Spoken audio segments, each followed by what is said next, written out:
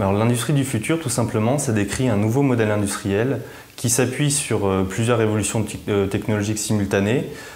Par exemple, la diffusion des outils numériques au sein des entreprises, la fabrication additive, la robotique avancée. Ce nouveau modèle, il doit être censé être capable de répondre aux nombreux défis auxquels les entreprises industrielles vont être confrontées dans les années à venir, dans les décennies à venir. Ces défis, c'est évidemment celui du développement durable, celui de l'écologie au sens large, de la maîtrise des dépenses énergétiques, des enjeux de société également. Et puis il y a aussi surtout la question de la consommation, des nouvelles demandes des consommateurs qui sont de plus en plus exigeants en termes de flexibilité, de personnalisation des produits. Pour simplifier, on est passé de l'ère de la production de masse à celle de la personnalisation de masse. Décrire ça avec l'exemple de l'automobile. Pendant les 30 Glorieuses, personne ne s'intéressait à des détails comme la couleur de la carrosserie. Ce qui était important, c'était d'avoir une automobile, une voiture qui fonctionne bien, de l'avoir à moindre coût aussi. Et aujourd'hui, on n'est plus du tout dans ce modèle-là, c'est-à-dire que les consommateurs, plus personne ne veut avoir la même voiture que son voisin, ce qui fait que les modèles qui sont proposés, souvent il y a des dizaines, voire des centaines d'options qui sont proposées par les constructeurs pour jouer justement sur cette différenciation, cette personnalisation. Et ce que ça implique pour les entreprises, c'est d'avoir un outil industriel, un outil productif qui soit flexible, capable de répondre à cette demande de personnalisation.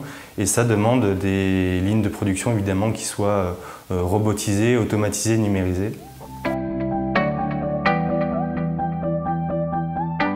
Si on se compare avec des pays comme l'Allemagne ou la Corée du Sud, on peut penser que la France est en retard dans cette transition vers l'industrie du futur. Il y a deux raisons à ça. La première, c'est que ces pays, l'Allemagne et la Corée du Sud, bénéficient d'un secteur de la production d'équipements de biens industriels vraiment de pointe. Ils ont des leaders sur ces marchés-là. Et puis aussi, de manière plus générale, l'industrie allemande, l'industrie coréenne, elles sont en pointe en termes d'équipement, de modernisation de leur outil de production. Ce n'est pas du tout le cas en France. Il y a de nombreux chiffres qui reviennent souvent sur l'état de la robotisation de l'outil productif français. Il y a seulement 30 000 robots qui sont installés en France, contre 6 fois plus en Allemagne, 180 000. C'est un petit peu la même chose en termes de numérisation. Les entreprises françaises sont très peu numérisées. On parle beaucoup de big data, de cloud, d'internet des objets aujourd'hui. Sur toutes ces technologies avancées, les entreprises françaises sont vraiment en retard. Et c'est vraiment le sens finalement du programme Industrie du futur qui a été lancé par les pouvoirs publics et qui vise à accélérer la modernisation des entreprises françaises, les aider à intégrer ces briques technologiques de l'industrie du futur pour gagner en compétitivité par rapport à ses concurrents. Mais au-delà de ça, il faut quand même rappeler que la France bénéficie de certains atouts sur lesquels elle doit s'appuyer. Par exemple, je pense aux nombreuses startups du numérique qui sont spécialisés dans des technologies comme le big data, la cybersécurité, qui sont deux éléments vraiment centraux au sein de ce modèle de l'industrie du futur et sur lesquels d'ailleurs l'Allemagne n'a pas forcément une avance incroyable.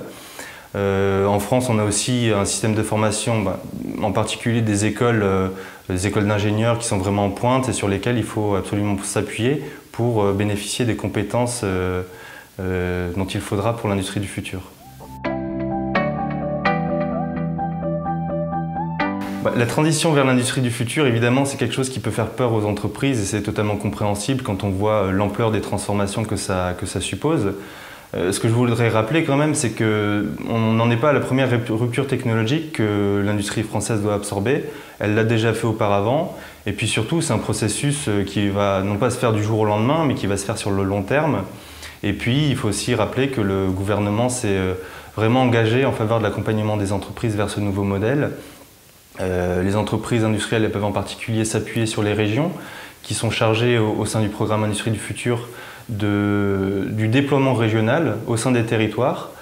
Il y a par exemple de nombreuses actions de sensibilisation qui sont menées en direction de ces entreprises. Il y en a même 2000 d'entre elles qui d'ici la fin de l'année vont être accompagnées de manière plus approfondie pour les aider à intégrer ces briques technologiques de l'industrie du futur, les aider à adapter leur modèle industriel, enfin tous ces changements qui sont liés à cette révolution technologique. Et puis, ce que je veux rappeler aussi, c'est qu'au-delà de ces peurs, de ces incertitudes qu'il peut y avoir autour de ces transformations, il faut rappeler que l'industrie du futur, c'est une opportunité unique pour redonner en quelque sorte une place au secteur industriel dans les pays développés et enrayer le processus de désindustrialisation qui frappe la France depuis maintenant plusieurs décennies.